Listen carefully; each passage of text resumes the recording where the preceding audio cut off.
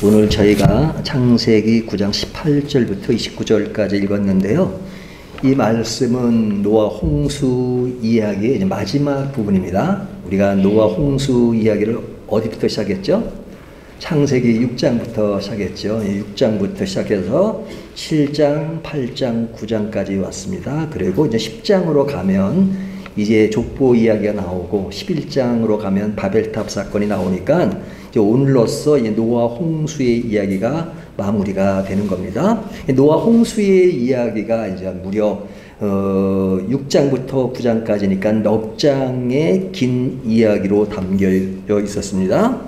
우리가 이제 창세기를 분류할 때 이제 1장부터 11장까지를 창조 영역에 놓고 12장부터 50장까지를 족장 영역에 넣습니다. 그런 의미에서 앞에 부분을 창조 영역에서 볼 때 노아의 홍수 이야기가 무려 넉 장, 그리고 분량으로 말하면 거의 3분의 1이 넘는 그런 내용을 담고 있다는 것은 이 이야기가 결코 가볍지 않다는 이야기가 되겠죠. 근데 이 홍수 이야기는 노아가 이제 방주를 예비하는 그런 단계를 잠깐 언급하고, 그 다음에 이제 노아 홍수 이야기가 주를 이루고 있죠. 비가 오고, 그리고 이제 물이 다 마르기까지 이야기가 거의 대부분을 차지하고, 그리고 이제 홍수 후에 마지막 이야기가 이제 오늘 본문에 나오는 겁니다. 자, 그렇다면 이것을 시간적으로 따져보면 노아가 이제 여기 제일 마지막에 보면 몇 세까지 살았어요? 950세가 되어 죽었더라 그러잖아요. 그러니까 노아 홍수가 이루어진 것이 노아가 600세가 되었을 때니까 노아 홍수 전에 이제 방주를 예비한 기간이 뭐 대략 한 100년 가까이, 또 100년 넘을 수도 있고 또 아닐 수도 있고, 거기에 이제 120년이 된지라는 그것을 짓는 기간을 말하는 건 아닙니다. 그러니까 그 기간을 따지면 그 실제 대부분의 내용을 차지하고 있는 것은 노아 홍수가 벌어지고 있는 1년 10일 동안의 이야기를 대부분 다루고 있는 거죠. 대부분. 그 내용이 6장부터 9장까지 내용에 사실은 그 이야기가 대부분을 차지합니다.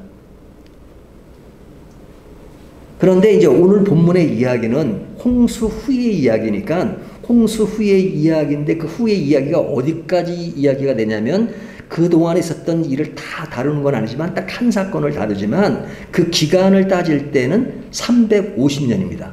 28절에 보면 홍수 후에 노아가 350년을 살았고 그러죠. 그러니까 350년 동안 산 이야기는 앞에 홍수의 내용을 비하면 굉장히 긴 시간이죠. 홍수가 일어난 시간은 1년 10일, 그러니까 홍수와 물이 나와서 마르기까지가 1년 10일 동안의 기록인데, 그거를 장수로 말하면 긴 장인데 짧은 시간이지만 성경 본문의 길이로는 길어요. 하지만 오늘 본문의 이야기는 노아가 350년 안에 있었던 그 이야기를 담고 있는데, 그 중에 한 사건을 다루고 있는데, 그 내용은 그 사건과 시간의 길이는 길지만 분량으로 따지면 한 10절밖에 안 되는 굉장히 짧은 내용을 다루고 있다는 것이죠. 자, 이 짧은 내용이 뭐 이렇게 중요하냐? 하지만 이 짧은 내용이 시사하는, 뭔가 암시하는 그런 내용이 있다는 것이죠. 그 암시하는 내용이 뭘까 하는 것들을 우리가 본문을 통해서 좀 살펴볼 필요가 있습니다. 자, 이 홍수 350년 동안에 대한 기록인데, 자, 그 중심이 뭐가 되느냐? 이제 350년이니까 지금 사건은 뭐 350년이 죽은 것이니까 350년이 다 된 것이 아니고 이제 뭐 그 시간이 좀 지나서 이루어진 사건이죠. 근데 그 사건이 이루어질 때 이제 본문이 우리에게 주는 하나의 무엇인가가 있는데, 무엇인가가 뭐냐? 18절을 보면요. 방주에서 나온 노아의 아들들은 그러죠. 방주에서 나온 노아의 아들들은, 뭐 이 이야기는 별로 대수롭지 않은 그런 이야기처럼 들릴지 모르지만 상당한 변화가 있었다는 것을 보여줍니다. 방주에서 나온 노아의 아들들은, 자, 여기 주어가 무엇이죠? 주어가 노아의, 방주에서 나온 노아의 아들들은, 아들들이 지금 주어가 되죠. 이 아들들이 주어가 되어 있습니다. 그러니까 노아의 아들들이 주체가 되는 것이죠. 그런데 이 본문 전으로 쭉 가면 6장부터 기록된 내용들을 보면 사실은 주체가 누구예요? 노아죠. 노아가 주어가 될 때가 많고요. 또 노아와 더불어서 그 아들이 주어로 함께 나올 때라도 항상 그 주체는 누구였어요? 노아였죠. 그러니까 노아가 그의 아들들과 함께, 그래서 항상 노아가 주체가 되었습니다. 그래서 오늘 본문 전에도 보면 그런 이야기들이 나오는데, 지금은 그 본문이 바뀌면서 노아의 아들들은 그들이 주어로 나온다는 것은 뭐예요? 이제 세대가 바뀌었다는 거죠. 세대가. 노아의 시대에서 누구 시대로 바뀌는 거예요? 노아 아들들의 세대로 바뀌는 것이죠. 그러니까 그 노아 세대로 바뀐 이야기 중에서 그 안에 노아의 이야기가 하나 딱 들어있는 겁니다. 그러니까 시간이 지나면 세대가 바뀌죠. 예? 노아가 굉장히 많은 업적을 남겼다 할지라도 그 때가 지나면 그의 시대는 지나가고 그 다음 세대가 오는 것이죠. 그러니까 이것은 노아에게만 해당되는 것이 아니라 인간 모두에게 되어지는 과정이라고 볼 수 있죠. 그래서 아버지가 주체가 될 때는 아버지의 아들 누구라고 말하지만, 그러나 아들이 주체가 되고 아들이 가장이 될 때는 누구의 아버지라고 말하는 것처럼 부모의 역할도 때가 되면 가장으로서가 아니라 이제 아들들이 가장이 되는 그런 변화가 있다는 것이죠.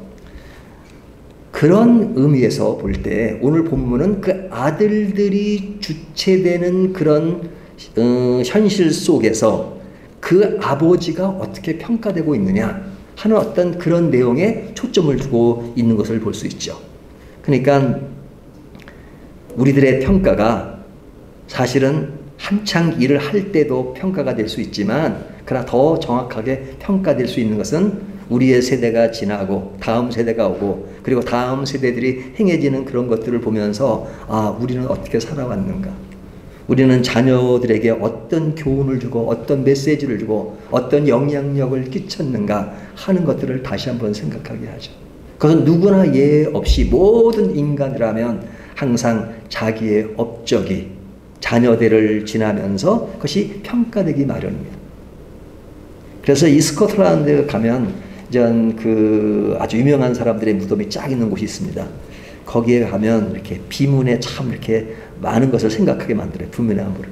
아, 어떤 글들은 이 사람은 평생 동네에서 빵을 만들다가 동네 사람들에게 빵을 베풀고 그러다가 죽었다, 뭐 이렇게 어떤 글을 남기듯이 그에 대한 인생의 평가가 다 있는 것처럼 우리들의 평가가 사실은 자녀 세대가 오고 그 다음 세대가 오면 더욱더 그 사람의 인생을 좀 더 적나라하게 살펴볼 수 있는 그런 계기가 되죠. 그런 의미에서 오늘 본문의 그런 노아 인생의 막바지 부분에서 그의 인생이 어떻게 평가되느냐 하는 것들을 좀 리얼하게 볼 수 있는 그런 상황이라고 볼 수 있죠. 자, 홍수에 어떤 변화가 일어났느냐, 방주에서 나온 후에 시간이 얼마나 지났을까요? 우리가 성경으로는 바로 이어지는 말씀이지만 시간이 좀 지났습니다. 그 지난 것을 어떻게 알 수 있냐면요, 오늘 보면 18절을 보면 방주에서 나온 노아의 아들들은 셈과 함과 야벳이며, 이 셈, 함, 야벳은 원래 이제 방주에도 같이 탔던 아들들이고, 그리고 방주를 타기 전에 하나님께서 노아에게 너희 그 세 아들과 며느리와 아내와 방주에 타라 이렇게 말씀하셨으니까 그 세 아들에 대한 이야기는 이미 나왔었죠. 그런데 여기 보면 함은 가나안의 아버지라 그러죠. 뭐가 등장해요? 함의 아들이 등장하죠. 함의 아들의 이름은 뭐예요? 가나안이죠. 가나안의 이야기가 나오는 것을 보면 이미 이제 가나안이라는 아들이 있었다는 거죠. 그러니까 이 아들뿐 아니라 여기 보면 그 가나안에 대한 이야기만 나오지만 10장으로 가면 노아의 그 아들들의 족보가 일어나면서 쭉 나올 때 보면 이 함의 아들도 가나안만 있는 것이 아니라 여러 아들이 있고, 그리고 여기에 셈과 함도 아들이 있는 것을 보면 오늘 본문에는 가나안만 기록됐지만 여러 아들이 있다는 것을 볼 수 있죠. 이 여러 아들이 있다는 것은 뭐예요? 시간이 그만큼 흘렀다는 이야기죠. 시간이 흘렀습니다. 자, 시간이 흐른 이야기를 좀 더 그냥 포괄적으로 얘기한 것이 뭐냐면 19절을 보면 노아의 이 세 아들로부터 사람들이 온 땅에 퍼지니라. 사람들이 온 땅에 퍼지니라. 이 온 땅에 퍼지는 것은 개괄적인 얘기입니다. 개괄적인 얘기니까 뭐 이 사건 이후에 퍼지는 것을 이야기하지만 그러나 암시하는 것은 이미 시간이 지나서 사람들이 퍼지기 시작했다는 것을 암시하고 있죠. 그러면서 제일 마지막 부분에 보면 노아가 홍수 위에 350년을 살았다 이렇게 말하는 것입니다. 그러니까 오늘 본문이 그 350년의 어떤 지점인지는 모르지만 그러나 시간이 지난 어떤 시점인 것을 알 수 있죠. 그러나 분명한 사실은 이때가 언제냐? 홍수 후라는 거죠. 홍수 후의 이야기입니다. 홍수 후라는 것은 심판의 시간이 지나고 이제는 아들들이 많은 자녀를 낳고 생활의 주체가 노아 다음 세대로 이어지고 있음을 보여주는 것이죠. 노아에게는 오늘날식으로 말하면 뭐 한 거예요?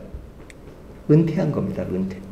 은퇴한 시니어의 삶, 노인의 삶, 어른이 되어서 사는 삶이라고 말할 수 있죠.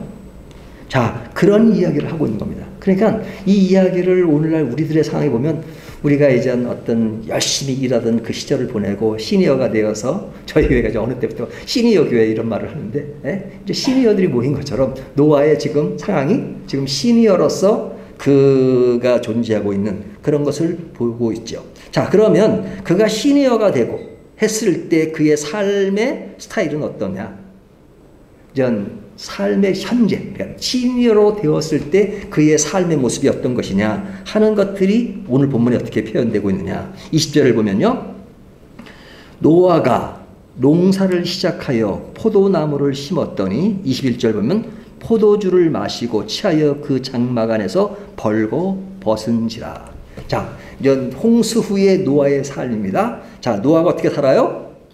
노아가 농사를 시작하여 포도나무를 심었다. 그러니까 이 포도나무를 심었다는 것은 어떠한 시점이 있지만 오늘 본문에서 말하는 지금 이 시점이 포도나무를 심었다는 얘기가 아닙니다. 이미 포도나무를 시작한 삶의 그 행동들이 지금 계속되고 있다는 것을 보여주고 있어요. 그것이 한참 되었을 겁니다. 자, 그래서 포도나무를 심고 또 포도나무에서 나온 열매를 또 포도주로 만들어서 그리고 살아가는 어떤 그 이제 노후의 삶, 그가 이제 농사를 짓고 그리고 이제 그런 가운데서 이제 살아가는 그런 모습인데 그런 와중에 그의 행동 하나를 소개합니다. 그 행동 하나가 뭐예요? 방금 읽었듯이 포도주를 마시고 취하여 그 장막 안에서 벌거벗은지라 그렇게 말하고 있죠. 그러니까 이제 포도주를 마셨는데 한 번 딱 마셨다 이 얘기 아니고 계속 그렇게 마신 것을 암시하고 있습니다. 그것이 일생생활 속에 포도주를 마시면서 그리고 어디에 거했어요? 포도주를 마시고 취하여 그 장막 안에서 그 장막 안에 이 그 장막이라는 것은 그의 장막 그만이 가지고 있는 자기의 영역의 세계 그 장소 자기의 울타리가 있다는 거죠. 그러니까 자기 세계를 이뤄갈 수 있는 자기의 영역이 있고, 그러니까 이제 은퇴를 해서 이제 자기의 영역 안에서 좀 포도나무를 심고 그것의 열매를 가지고 술을 만들어서 술을 마시면서 여유를 가지고 살아가는 삶의 모습들을 지금 보여주고 있습니다. 그러니까 굉장히 안정되어 있는 그러니까 생활적으로 보면 안정되어 있는 것을 보이잖아요. 은퇴 전에는 어떻게 살았어요? 노아 방주 치느라고 엄청 고생했잖아요. 사람들의 어떤 비아냥을 듣고 사람들에게 진짜 따돌림을 받으면서 살아갔던 그 세월이 있고 그런 세월이 지나서 그때는 진짜 그걸 짓기 위해서 얼마나 노력하고 힘들고 그런 세월을 보냈습니까? 그런데 그것으로 심판의 시간이 지나가고 심판의 시간이 지난 지금의 상황을 보면 굉장히 여유가 있는 그런 모습을 보이고 있습니다.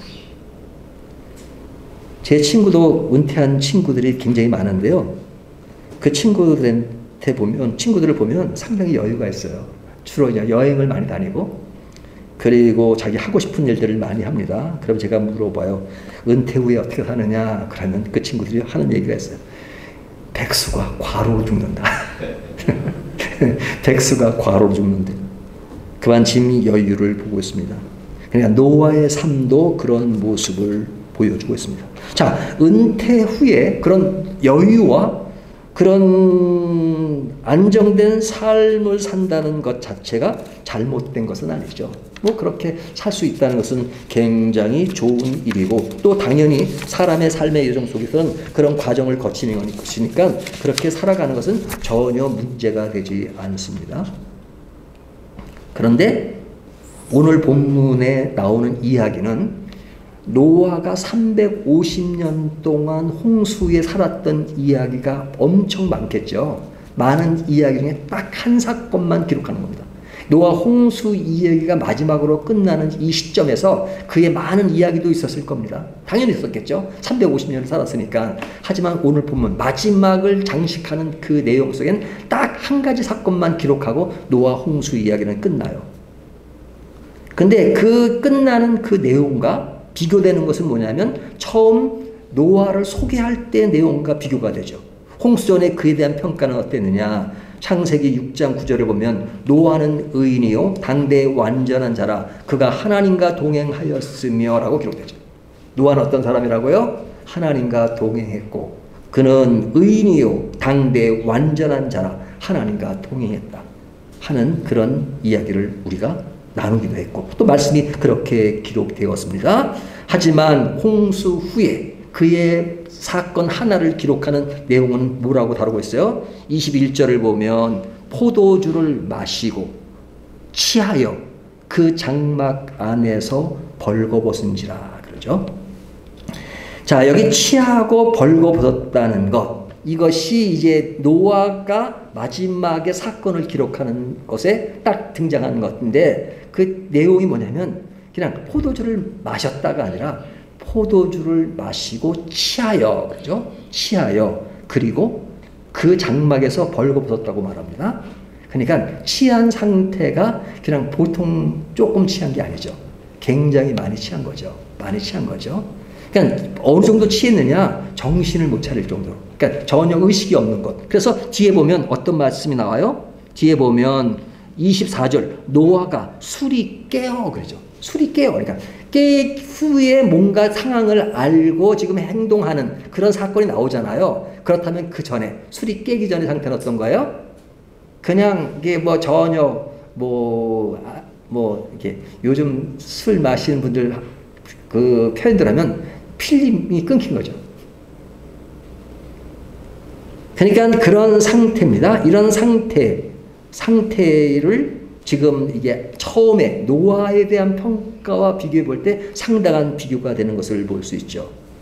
여기 벌거벗었다 하는 것. 이 벌거벗었다는 얘기를 보면 생각나는 거 있습니까? 우리가 창세기를 계속 보고 있으니까 창세기에 보면 인간이 처음 창조되었을 때 옷을 입었습니까? 입지 않았습니까? 이 벗은 상태로 창조되었고 그렇게 생활을 했어요. 아담과 하와가 에덴 동산에서. 근데 그들은 벗은 상태에 있지만 전혀 수치스러움을 느끼지 못했습니다. 근데 언제 수치스러움을 느꼈어요?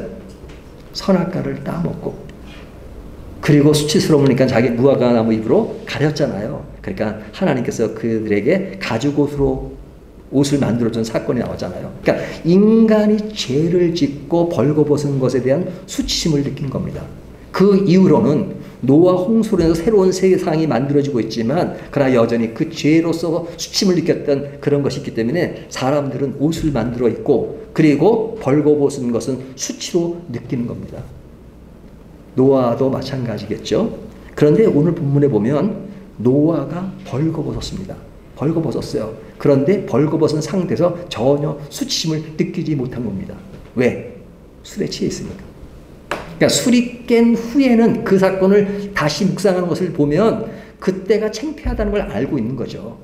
하지만 술이 취했을 때는 벌거벗은 상태지만 수치스러움을 느끼지 못하는 겁니다. 그러니까 원래 인간이 창조될 때 수치스러움을 못 느끼는 것이 인간의 모습이었어요.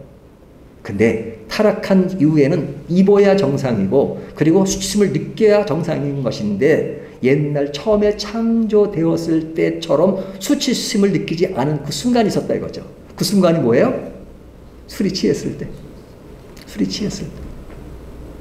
그러니까 인간이 그때를 그리워하듯이 암시적으로 무의식적으로 술을 한 잔 딱 마시면 취하면 그런 인생의 수치스러움과 갈등을 이르니까 술을 취하면서 그 속에서의 인생의 어떤 것을 잡으려고 할 때가 있잖아요.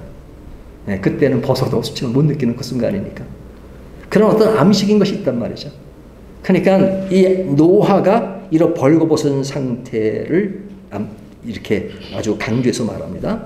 근데 이제 우리는 그 노아가 이 벌거벗었다는 정도가 이제 물리적으로 이렇게 벗었다. 물론 그렇게 된 것은 맞죠. 하지만 이것에 대한 많은 학자들의 이야기들이 많습니다.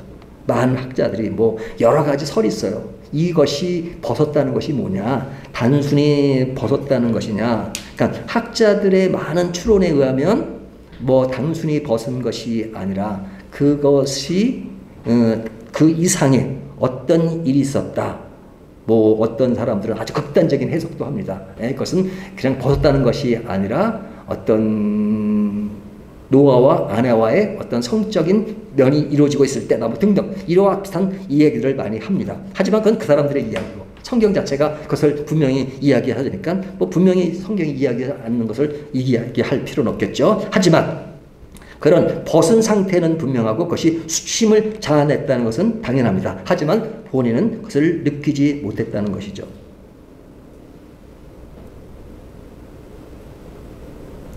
자, 이런 상태에 있는 노아의 모습을 보면 처음 노아에 대한 평가가 좋았던 것과는 달리 그의 모습이 달라진 그런 측면들을 확연하게 보여주고 있습니다.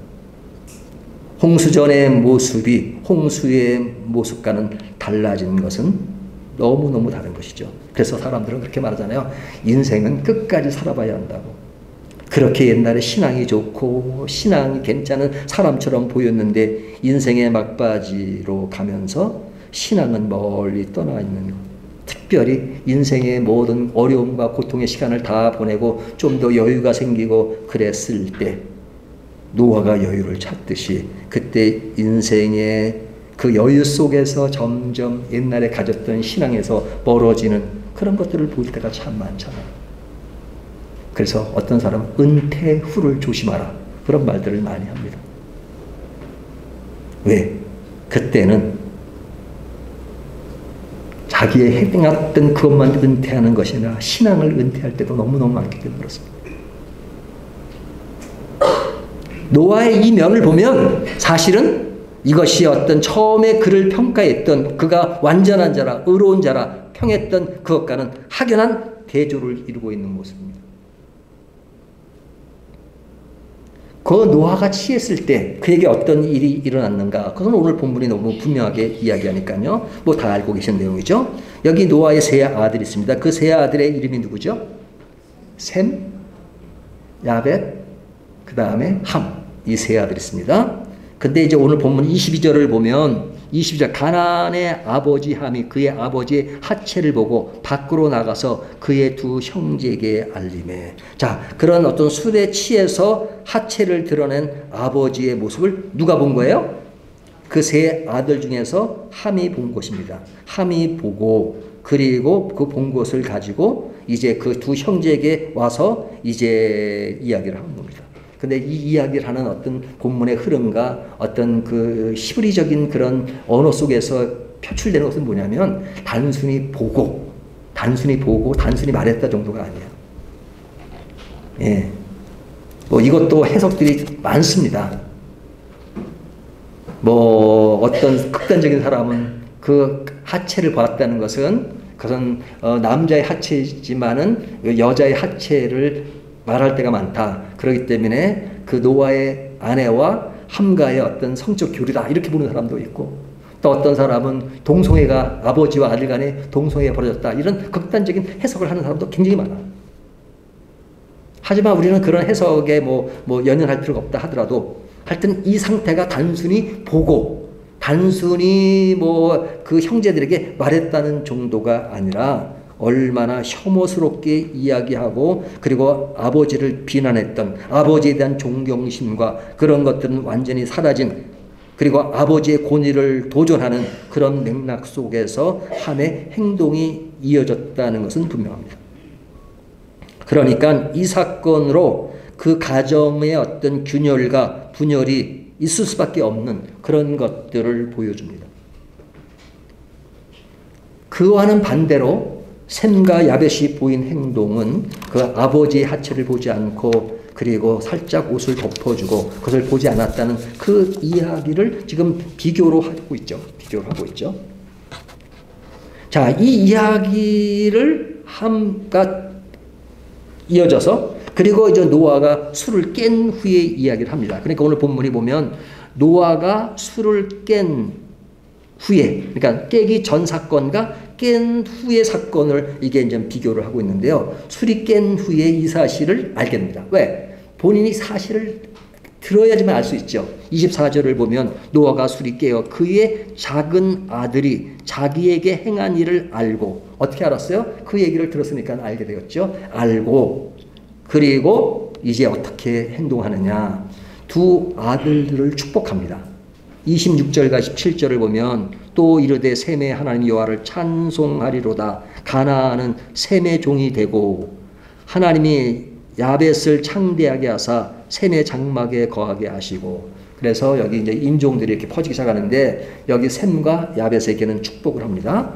그런데 저주가 있습니다. 누구에게 저주합니까? 자, 문제를 한번 내겠습니다. 저주한 사람은 누구일까요? 1번 함, 2번 기타. 4개 중에 하나가 2개 중에 하나다. 1번입니까? 2번입니까? 성경을 자세히 보면 1번은 없습니다. 함을 저주한 내용은 한 자도 나오지 않아요. 함을 저주하지 않아요. 자세히 보세요. 근데 저주라는 말이 나오는데요. 예, 자세히 보면 저주라는 말이 나오죠. 하지만 저주는 누구에게 해요? 함의 아들 가나안에게 하죠. 가나안에게 합니다. 가나안에게 저주예요. 잘못은 누가 했어요? 함이 했잖아요. 근데 함은 저주하지 않고 그의 아들 가나안에게 저주합니다. 이제 의아하죠. 이 본문을 볼 때 왜 함은 잘못을 했는데 함을 저주하지 않고 왜 그의 아들을 저주하는가. 그래서 여기에 대한 것도 학자들이 많은 이야기를 합니다. 그래서 이것이 왜 그럴까? 뭐 여러 가지 이론이 있는데 그냥 많은 사람들이 대체적으로 동의하는 그 이야기는 뭐냐면 가나안이 하체를 먼저 보았을 것이다. 할아버지 하체를 먼저 보고 그 하체 본 것을 아버지에게 이야기해서 아버지가 그랬다. 뭐 이런 이야기들이 주를 이룹니다. 뭐 그 위에 이야기도 많지만 그러나 뭐 이것은 알 수 없지만 하여튼 알 수는 없지만 오늘 본문에서 가나안이 굉장히 많이 나오는 것을 볼 수 있어요. 그러면 이런 의아심이 생깁니다. 왜 함이 잘못했는데 가나안에게 저주했을까? 가나안이 행한 여러 가지 일도 있을 수 있지만 그래도 함은 그 잘못에서 벗어날 수 없는데 왜 함은 저주하지 않고 가나안에게만 저주했느냐? 근데 그 저주했다는 내용이 딱 한 글자로 끝나는 것이 아니라 오늘 본문을 자세히 보면요. 가나안에 대한 강조점이 굉장히 많습니다. 18절을 볼까요? 18절을 보면 방주에서 나온 노아의 아들들은 셈과 함과 야벳이며 함은 가나안의 아버지라 그러죠. 함을 얘기할 때 가나안의 아버지 함이라고 소개합니다. 그냥 함이라고 소개하지 않고 함은 가나안의 아버지라 그러죠. 또 22절을 보면 가나안의 아버지 함을 얘기할 때마다 누굴 거론해요? 가나안을 거론하잖아요. 그러니까 함을 이야기할 때 가나안을 거론할 때는 그 의미가 있는 겁니다. 그리고 뒤에 보면 오늘 본문에 사실은 노아의 그런 술 취한 이야기가 주를 이루는 내용이고 그 형제들이 그 행한 반응을 이야기하고 있지만 의외로 가나안 얘기가 많이 나온 것을 볼 수 있어요. 25절 이에 가나안은 저주를 받아. 그리고 그 앞뒤 보면 가나안 얘기가 몇 번 나오는 것을 볼 수 있죠. 그러니까 가나안에 대한 설명을 구체적으로 하고 있지는 않지만 그의 행동이 저주의 대상이 될 만큼 무엇인가 있다는 거예요. 숨은 이야기가 있다는 겁니다. 그 숨은 이야기를 저희가 다 알 수는 없죠. 하지만 이 숨은 이야기가 뭘까 하는 것이 궁금증을 갖게 합니다. 그러나 몰라요. 하지만 뭐 아까 이야기했죠. 여러 학자들이 추론하듯이 뭐 가나안이 그런 그 먼저 알려줄 거다. 근데 단순히 한번 알려주는 것으로 이렇게 저주의 대상이 될까?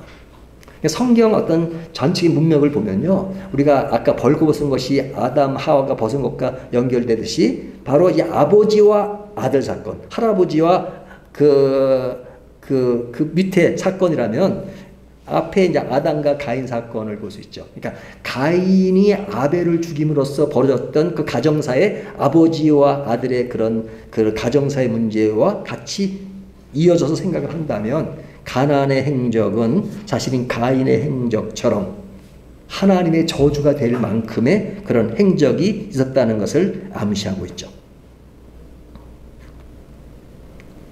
근데 하여튼 그렇다 하더라도 함이 잘못을 한 것이 드러나고 있는데 왜 가나안에게만 이렇게 가혹하게 이야기가 됐을까?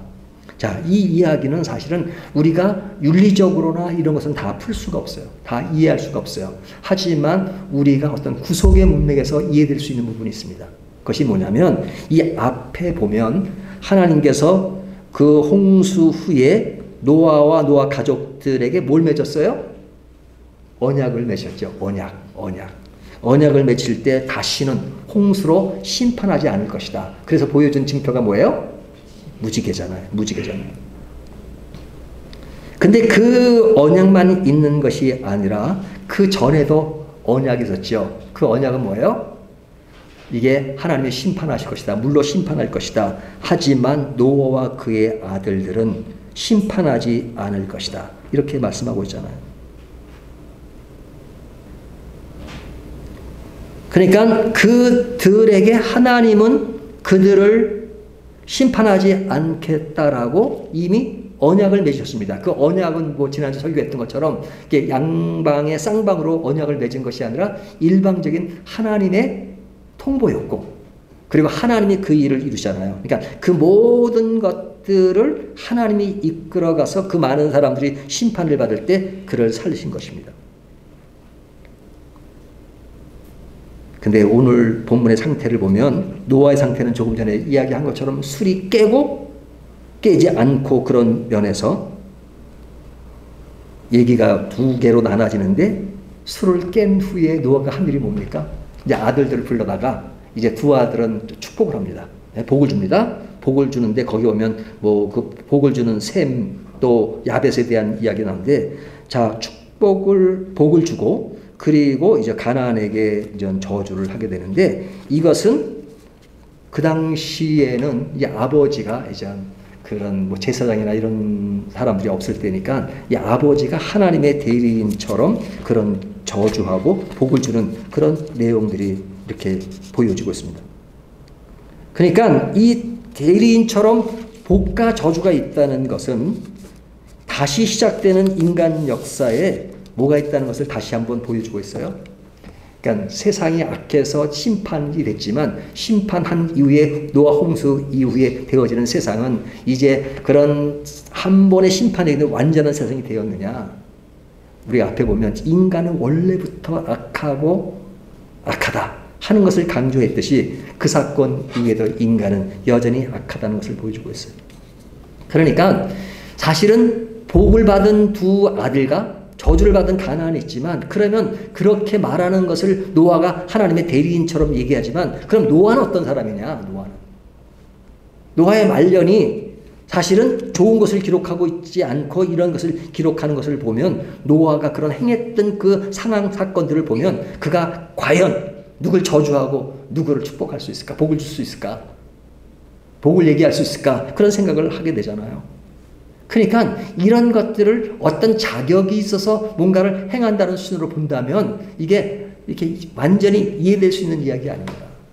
노아가 뭔데? 지금 사건의 그 시작은 노아로부터 출발했는데 노아에 대한 얘기는 싹 들어가 버리고 노아는 그냥 그 입장에서 어디 자기도 그냥 창피해서 그냥 숨어서 아들들에게 미안하다 그런 말을 해야 될 사람인데 그가 술을 깬 후에 아들들을 모아놓고 두 아들을 축복하고 하나들의 손자죠. 저주하는 그런 내용을 보면서 아 이것은 너무 가는 것은 아닌가 하는 생각을 하게 되잖아요. 그렇다면 누구도 저주를 할 수 없는 그런 상황이 아니겠느냐 하는 생각을 하게 됩니다. 근데 이 본문이 우리에게 보여주는 것은 뭐냐면 결국은 노아 홍수 후에 인간은 상황이 벌어지는 모든 노아의 예를 들었지만 그러나 인간 모두에게 행해지는 삶의 모습들은 악하다는 것을 보여주고 있죠. 악하다는 것. 그래서 10장 다음에 11장에 무슨 사건이 나와요? 바벨탑 사건이 나오잖아요. 바벨탑. 인간이 하나님께 도달하자 그런 사건이 나오잖아요. 그런 사건에서 하나님은 바벨탑을 무너뜨리는 사건이 나오는 것처럼 하나님은 인간이 그릇되게 가는 것을 반드시 심판하십니다. 홍수가 그런 것이었고 다시는 홍수로 심판하지 않는다고 해서 인간에게 심판이 없는 것은 아닙니다. 그 심판은 계속 이어졌어요. 여기 가나안은 저주를 받았는데 실제 이 가나안은 누구의 조상이에요? 가나안 족속의 조상이잖아요. 그래서 이스라엘 백성들이 가나안 땅에 들어갈 때 있었던 사람들이 누구예요? 가나안의 후손들이잖아요. 그 후손들은 자기들의 땅이었지만 그 땅을 이스라엘 사람들에게 점령을 당해서 그 땅에서 주가 아니고 이젠 그 땅에서 이제 부스러기는 사람이죠. 하나님은 아주 극단적으로 여호수아를 통해서 가나안 사람을 다 죽이라 그렇게 말씀하셨어요. 물론 다 죽이진 않죠. 그 가나안 사람들의 입장에서 볼 때는 좀 억울하다 뭐 그런 생각이 안 들겠어요? 하지만 분명한 것은 하나님의 심판은 분명하다. 심판은 분명하다. 그러면 심판은 분명한데 그러면 심판은 분명하면 어떤 사람은 심판을 받고 어떤 사람은 심판을 받지 않느냐. 이것이 우리에게 사실은 그런 잘 이해되지 않는 그런 측면이 있습니다. 하지만 이 문맥이 그런 윤리적인 것과 도덕적으로는 이해될 수 없는 측면이 많죠. 하지만 중요한 핵심 포인트는 하나님이 언약을 맺으셨다는 거예요. 언약, 커버넌트. 언약을 맺었다. 그 언약은 뭐예요? 누구와 언약을 맺으셨어요? 노아의 가족들과. 노아의 가족들, 너희들을 살릴 것이다. 그러니까 그들을 살린 것입니다. 그러니까 살리고 딴 사람들은 죽고 그리고 노아의 그 아들들의 어떤 아들은 복을 받고 어떤 형제는 저주를 받게 되는 이런 것을 보고 불공평하고 불공정하게 느낄 수 있지만 그러나 이것을 하나님의 언약의 문맥에서 이해를 해야 된다는 것이죠. 그것은 뭐냐?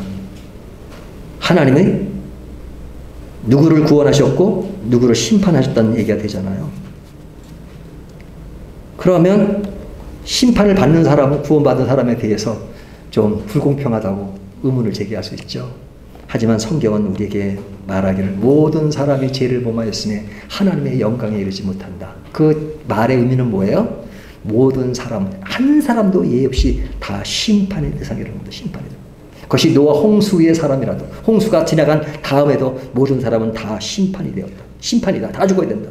노아의 가족이라도 노아가 의인이라고 불렸지만 그 노아마저도 의인은 아니었다.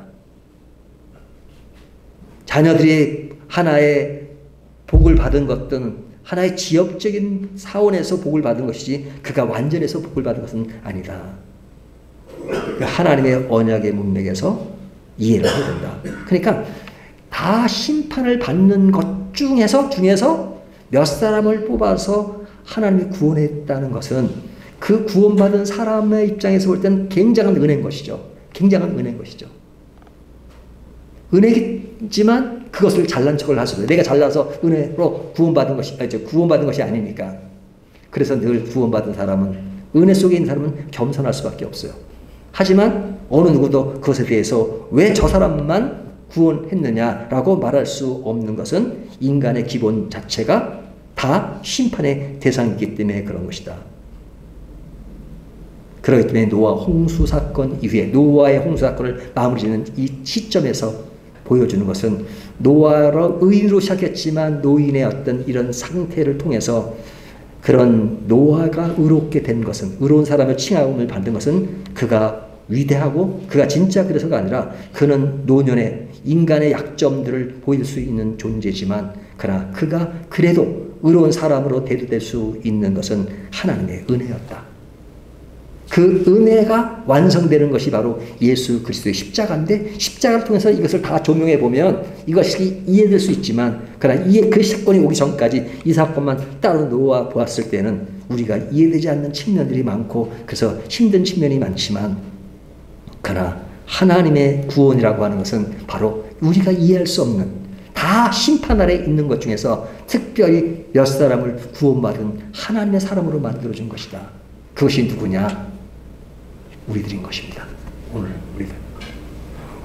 우리들은 이런 많은 사람들이 예수를 믿었지 정도로 생각할런지 모르지만 하나님은 모든 사람이 죄 가운데 있는데 우리를 특별히 택하셔서 은혜로 우리를 이끌어 가시는 겁니다. 우리의 삶은 노아 같은 사람도 이런 일을 행하는데 우리가 완전한 사람들이 아니에요. 하지만 하나님은 그런 사람으로서 우리를 이끌어 가십니다. 은혜 받은 사람, 특별한 사람이 아니라 특별하게 만들어준 사람인 것이죠. 그런 특별하게 만들어준 사람인 것을 우리가 인식하고 늘 하나님 안에 거한다면 우리의 삶은 더욱더 아름다워질 수 있을 것입니다. 그 아름다움을 함께 누리는 저와 여러분 되시기를 주님의 이름으로 축원합니다.